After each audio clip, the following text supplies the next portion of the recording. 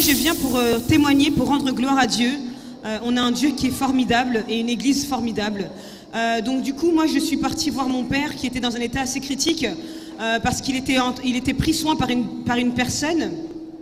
Il était pris en charge par une personne qui, en fait, elle se comportait pas correctement. Donc je lui ai reproché certaines attitudes. Elle a mal pris. Elle a voulu me menacer, me disant si jamais tu veux jouer sur mon salaire, sache que tu sais pas ce que je suis capable de faire.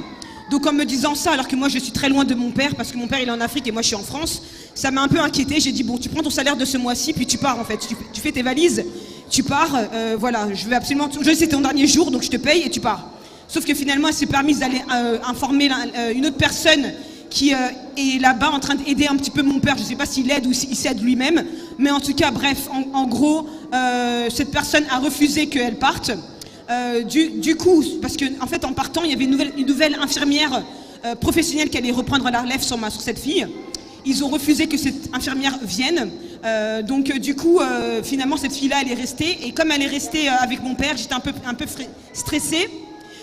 Je suis venue à l'église, j'ai demandé au pasteur Joseph, il m'a dit de prier, de demander la direction du Seigneur pour ne pas partir dans la colère. Donc du coup, j'ai demandé à Dieu, j'ai prié.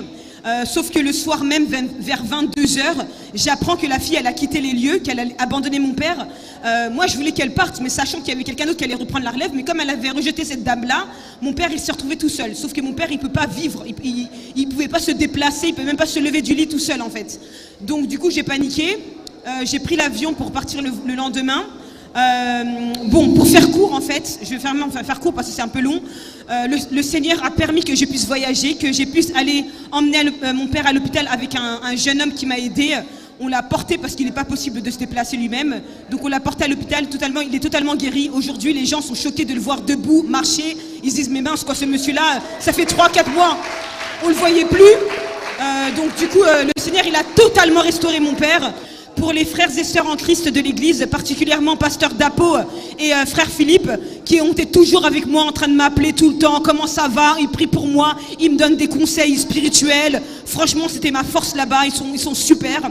Donc je veux vraiment remercier le Seigneur pour MFM. On n'est pas seul quand on est ici, vraiment. Donc merci Seigneur pour la famille en Christ qui est ici. Et voilà, merci pour tout. Amen. You have come west.